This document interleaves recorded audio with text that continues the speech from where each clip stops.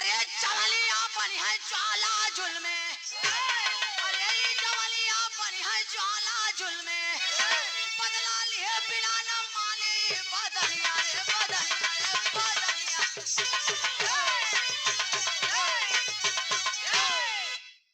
जवनिया बनी है ज्वाला जुल्मी, कहा गया है जिस ओर जवानी जाती है उस ओर जमाना जाता है। जवानी जवानी जब आवे ले ना जवानी तो चोकरत कई आवले वो कैसे है? बस कर सबके पता होगा भैंस चरावे जाता है। ए बाबू अब देखे वहीं मिस्टर वन कलेक्टर करता है क्या किया टामसन पुकारे अगले साल ललका, किया टामसन पुकारे अगले साल ललका, कोई कुश्ती जुझार भिड़े दंगल,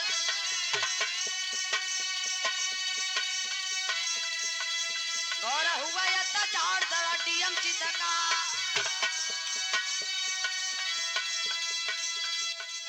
गौर हुआ अत्याचार दरा डीएम चितका, लिया गर्दन उतार भिड़े दंगल में लिया।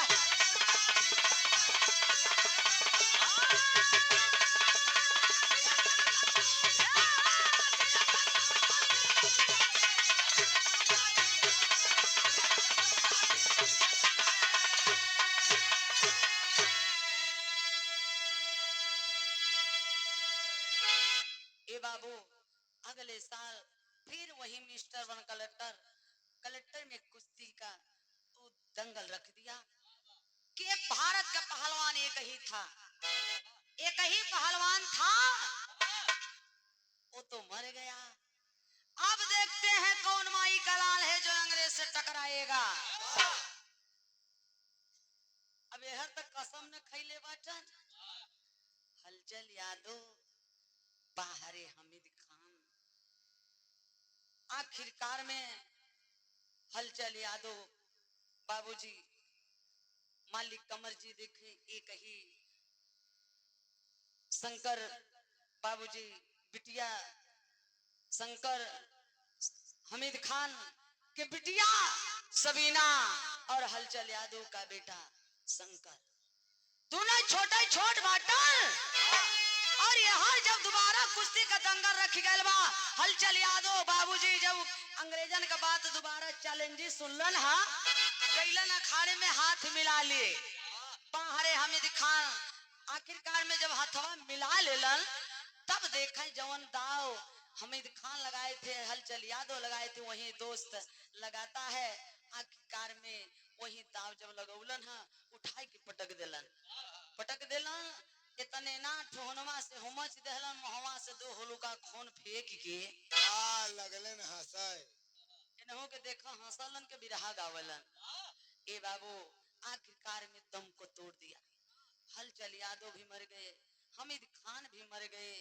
अब देखें हर हलचल यादव के पास एक ही बेटा था बाबूजी शंकर और हमीद खान के पास एक ही बिटिया थी, वो बिटिया लाडली का नाम था बाबूजी शंकर सबीना।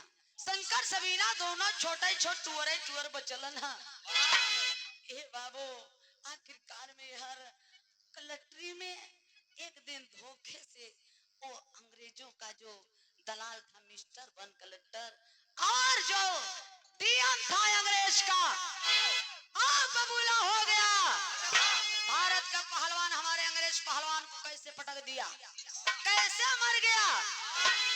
वही आग बबूला है अंग्रेज का डीएम बाबूजी तलवार लेके धोखे से धीरे धीरे धीरे धीरे भाजत बाबूजी गईलन हाँ अखड़वा में बाबूजी यहर देखें धोखे से हलचल यादव को भी जान से मारे और इधर हलचल यादव को जोने से गर्दनवा उतार लिए, गर्दनवा उतार के और पूरे कलेक्ट्री में बाबूजी भाजत बाटा। ए बाबू तलवरिया के नोकिया पे खोस के वो अंग्रेज के डीएम भाजत बा और कैसे गर्दनवा भाजत बा या चैलेंज करत बा है कैसे बाबूजी गीत के भाव बा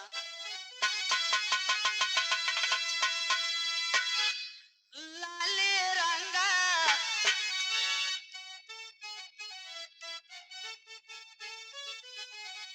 लाले रंगा ओढ़ के चुनरिया ससुरारे जाले बिटिया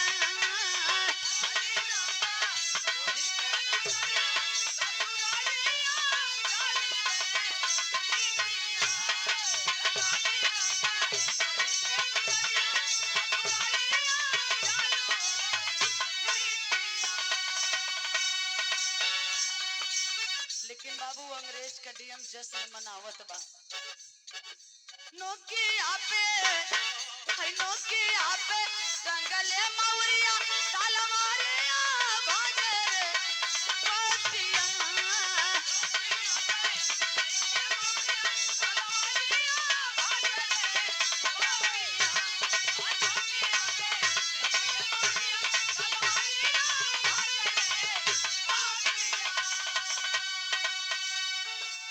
वो अंग्रेज का डीएम एक और चैलेंज करता जे भी टकराए सजा सहज में पाई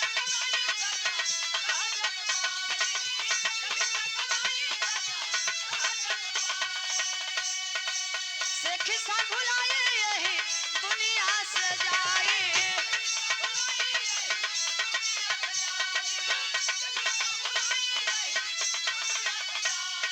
गारा जिसमें है गारा जिसमें मिलली उमरिया तलवारे भजर पतिया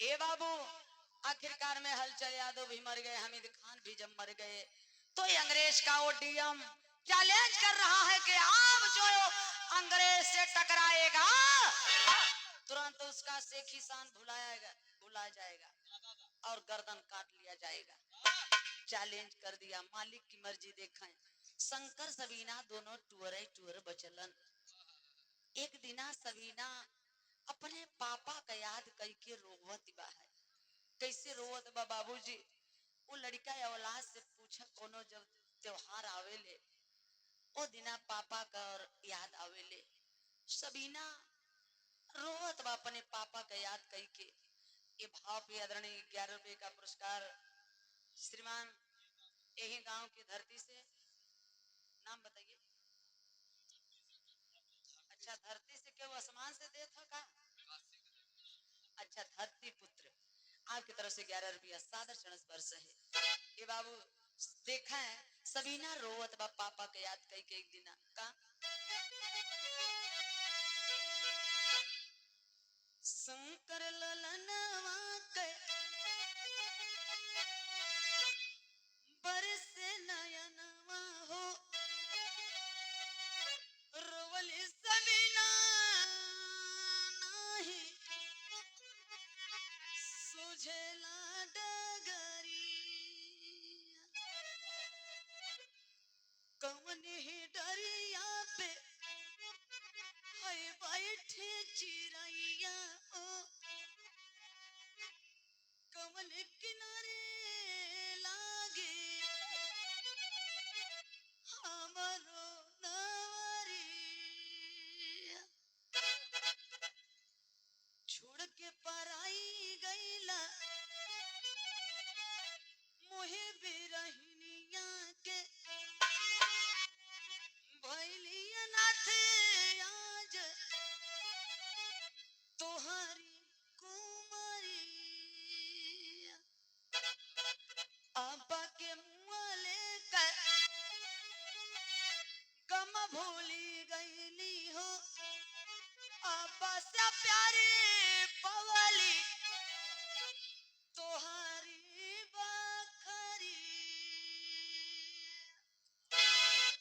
सबीना रोवत बा आँखी से आंसू झरझर गिरत बा कि पापा अब्बा के मोले का तक गम भूल गई पापा लेकिन तोहरे मोले का गम ना भूलत बा ई हवेली का होई पापा अरे पापा जौने डरिया पर चिड़ैया बैठत रहल पापा उता डरिया कट गईल पापा सबीना रोवत बा आँखी से के आंसू झरझर झरझर सावन जैसन भादव जैसन आंसू गिरत बा सबीना की आंखी में जब आंसू देखा है शंकर, उसकी हिम्मत हौसला देखे डांट के बोला शंकर, कलाम पगली, अरे बहना तू रो रही है, तेरा भाई अभी जिंदा है, मतलब रो रही हो, आंसू गिरा रही हो, रोने से काम नहीं चलेगा रे।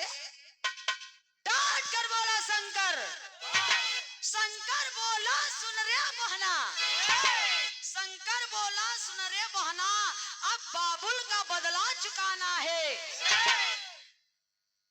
अगली धिक्कार है ऐसे जीवन को, धिक्कार है ऐसे जीवन को जो सहकर अत्याचार मरे। बहना रे इस जवानी को धिक्कार है, रो मत, पाप का बदला अंग्रेज से जरूर लूंगा। छोटे छोट बाड़न दोनों शंकर सबीना, ये बाबू, लेकिन इतनी भैया का हिम्मत जब सबीना देखले से ना, बहनिया भैया की छछाई गई ममता है, गरवा से गरवा मिला के पैरवा पकड़ के सबीना रोई के भैया से एगो बात कह देबा। का कह देबा बाबूजी?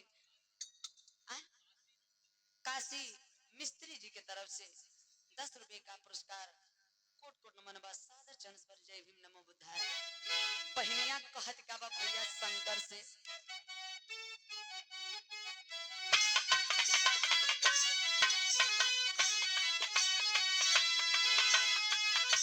पौवा पकड़ के रोवे लागल बहनिया, पौवा पकड़ के रोवे लागल बहनिया, ले ले ताया लहर परान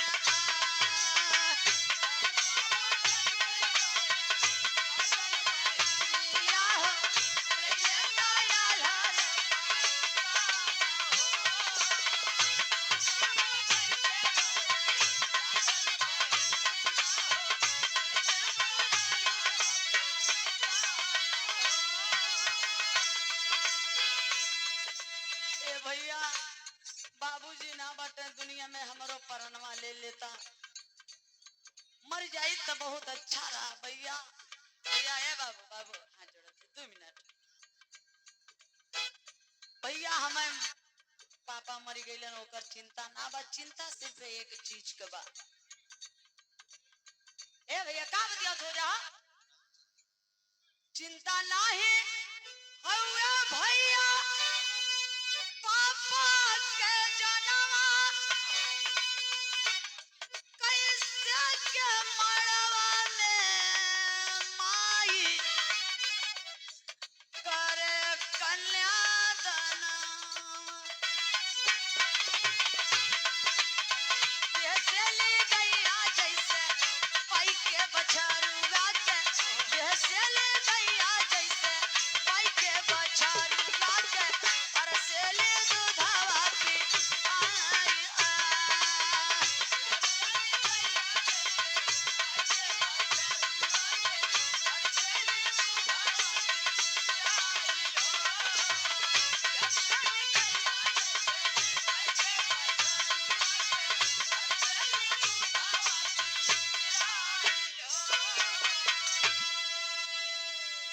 भैया। अरे भैया ये बाबू ये तने ना, दोनों छोटे छोट बाटन शंकर सबीना, बाहर देश के बाहुबली बच्चे, शंकर सबीना दोनों जान का अपना बाजी लगा लिए। शंकर बोला सुन रे बहना, शंकर बोला सुन रे बहना, बाबुल का बदला चुकाना है। सुन, बाबुल का बदला हमें जल्दी से ही जल्दी चुकाना है। शंकर सबीना जान का बाजी लगा लिए अंग्रेजों से अपने बाप का बदला लेने के लिए, और शंकर सबीना दोनों निर्णय लेलन अपने बाबू का बदला ले बदे अंग्रेजन से। और निर्णय का ले मास्टर पहपट के भाव में,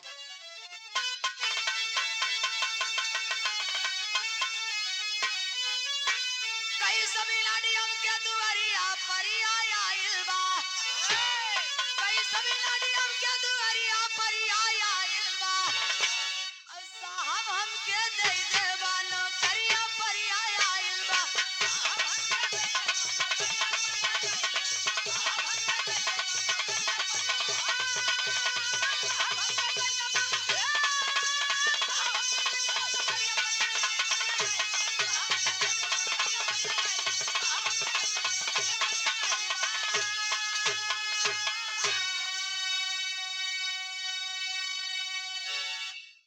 देख के चकवा मन में सोचा नहीं विचारा हो, अपने रूम की दिया नौकरी मैं खाना था प्यारा हो, संपत बन के शंकर की अब करिया पर आया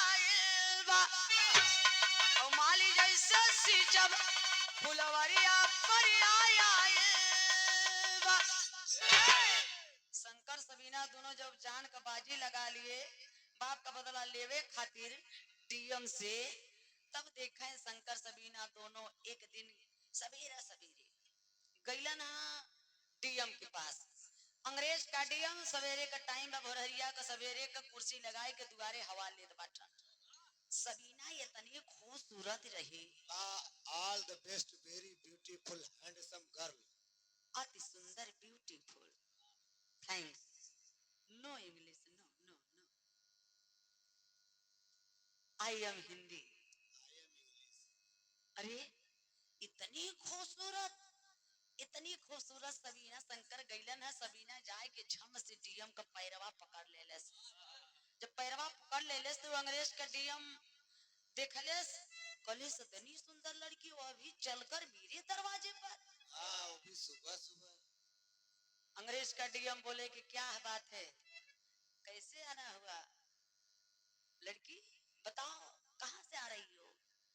सबीना कदवा, ए साहब, साहब हमके कोनो नौकरी दे देता तो बहुत अच्छा रहा। इतनी बतिया सबीना का सुनते अंग्रेज का डीएम खखाए के हंस देलस। कलस, क्या है लड़की, तुम्हारे लिए हमारे पास कौन सी नौकरी है, कोई नौकरी नहीं है। सबीना कदवा, ना साहब ऐसा मत करा, दे दे कोनो न कोनो नौकरिया दे दे साहब, हमें रुपया पैसा ना चाहिए साहब, हमें पेटवा पे रखला रखला साहब।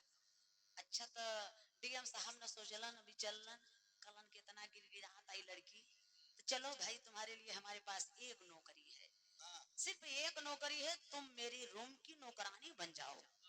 नौकरानी का काम क्या था, झाड़ू पोछा लगावे, कहीं गश्त से ड्यूटी से वो डीएम आवे तो सबीना हंस के प्यार से हाथ गोड़ धोआ के बैठा के और अपने हाथे से वो अंग्रेज के डीएम के सबीना खाना खियावे।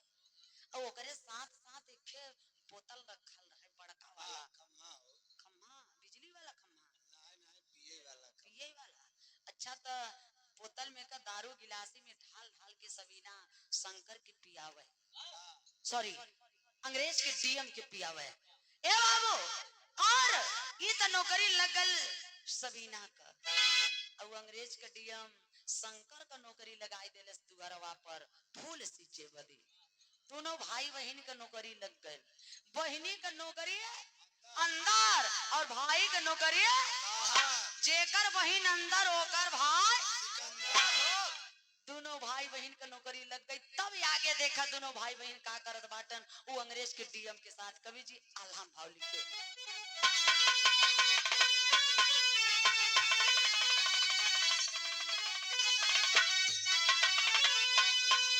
अरे जैसे जकर मौत के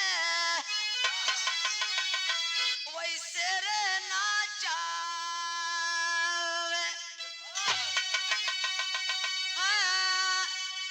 रहा इसके बाद भारी पापी बदका,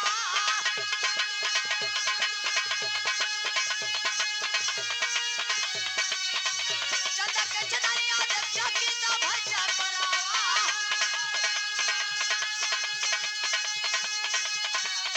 परावा में लेवल चाहे पापी बदका, साकी बंदा मावे जमा हंस हंस सबीना। ड्यूटी होत बा, दोनों भाई बहन ड्यूटी करत बाटा। ए बाबू एक दिन समय बा कि डीएम साहब ड्यूटी कई कैलन, सबीना प्यार से हंस हंस के खाना खिलावे लागे। खियावत खियावत बोतल में का दारू सबीना डीएम के जब पियावत बा, पियावत पियावत कुछ जब नशा भैल त डीएम साहब सोचलन कि सबीना के कोरवा में उठा ले, लेकिन सबीना बच के फिर बोतल में का दारू गिलासी में ढाल ढाल के पियावे लागल।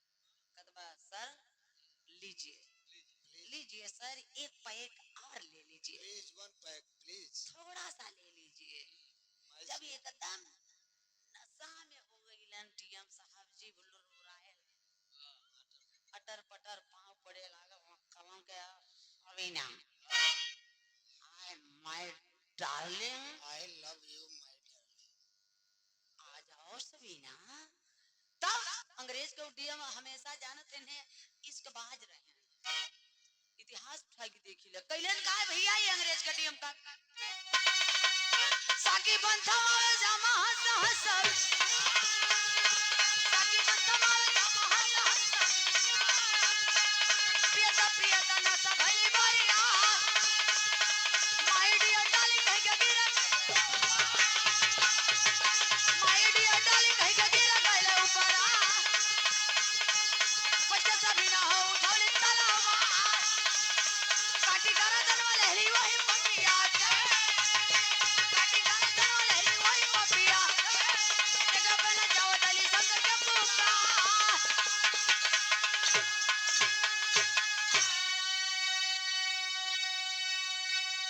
जब एकदम नशा में हो गइलन अंग्रेज के DM hi my dear darling Sabina कह के लेके सबीना के गिर गइलन।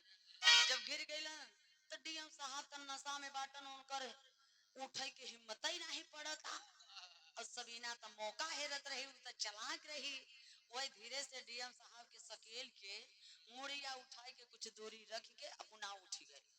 जब उठल बा सबीना तब उठौले बा तलवार तलवरिया उठाए के सबीना वो अंग्रेज के डीएम का गर्दनवा काट के वही तलवरिया पे पुकारत आवत बा घोष के बहरवा शंकर भैया शंकर भैया शंकर भैया। दुअरवा पे शंकर भैया फूल सींचत बाटन बहनिया कवजिया जब सुने तो अवाक हो गए क्या बात है रे पगली आज तो बहुत खुश नजर आ रही हो। सबीना कदवाई है भैया देखा देखा भैया कहर गया भैया देखा इमरजेंसी में पाप का बदला चुका ले ली भैया।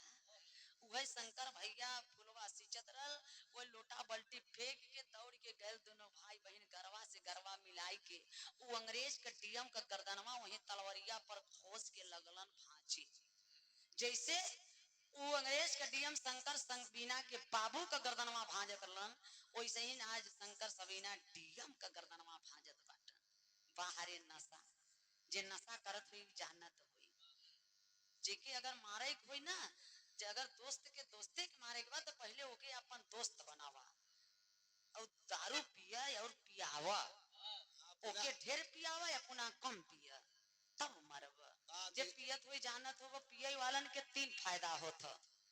पहला फायदा कि उनके कबो कुकुर नहीं काटत और दूसरा फायदा उनकर कबो चोरी नहीं होत और तीसरा फायदा कभी उनकर बुढ़ाई नहीं होते। वो कैसन हो फरियाद नहीं बुढ़ाई कैसे नहीं आई जवनिया में पियते पियत किडनी फेफड़ा कुल खराब होएगा मर गए तो बुढ़ाई कहाँ से आई पहला फायदा। दूसरा फायदा कुकुर न काटे जब 12-1 बजे पी के दारू जावा गांव में गिरत भारत अटर पटर तो कुकुर देखे ना तो भुक भुक करे लागे वो भुक भुक करत पीछे जाए कहे के हट रे सरवा ई लगता कुकुरों से कुकुर नहीं महा कुकुर है। देखत है दारू बाजन के कुकुर काटा थी सीधा मनई जात रही पीछे से धैले ही और दरुहन के कुकुरों नहीं सरवा पूछत। दूसरा फायदा तीसरा फायदा कि चोरी न होई जब धान गेहूं झुमका झुलनी कुल बेच के दारू पी लेहन तो चोर आए सेन लगाए तका मटिया ले जाए खपड़वा ले जाए पत्थरवा ले जाए ई फायदा होता पिए वालन के। लेकिन शंकर सबीना अपने बाबू का बदला चुका लिए देखा है अब डीएम का गर्दनवा कैसे भाजत बाटन भैया भाई और बहन अरे ना जाओ सिरावा रही है जान चाहे जय है नहीं बापीरा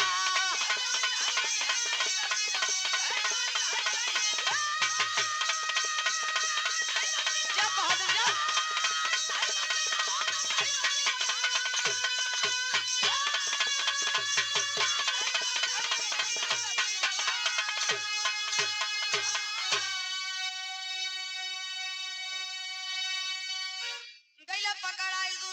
खुली गईला दुनहु के मारे के गोली आडर भइला गोली से भुनाइला लपटइले गराम। ए बाबू अंग्रेजों ने चैलेंज कर दिया कि जो शंकर सबीना भारत के धरती पर हैं उन दोनों को गोली से भून दिया जाए। ए बाबू जहां भी दिखाई दे तुरंत भून दिया जाए। ऑन स्पॉट शंकर सबीना दोनों भाई बहन को गोली से मार दिए बाबूजी। दुनिया छोड़कर चले गए। बाहरे बाहुबली बच्चे अंग्रेजों ने इतना बड़ा अत्याचार करते थे। बहन बेटियों को इज्जत के साथ खिलवाड़ खिला करते थे और इतना ही नहीं शिशु बच्चों को बालकों को फेंक करके भाला के नोक पे रोकते थे। ए बाबू बाहरे शंकर सबीना भगवान जी के बिटवा दे बाबूजी शंकर जैसा और जेके बहिन दे हे जेके बिटिया दे हे सबीना जैसन बारे सबीना ई सबीना बाहरे शंकर सबीना उन वीरों को वृताई के सत सत नमन करती हूँ। आखिरी लाइन में कहा नाम है गुरु मोहम्मद राम से शिवरन की बानी कथन करे कभी हरदास संग विकास जी ज्ञानी। अरे जवानिया पर है ज्वाला जुल्मी गाँव सरोज सरगम कहिला खड़ी भवनिया जवानिया पर है ज्वाला।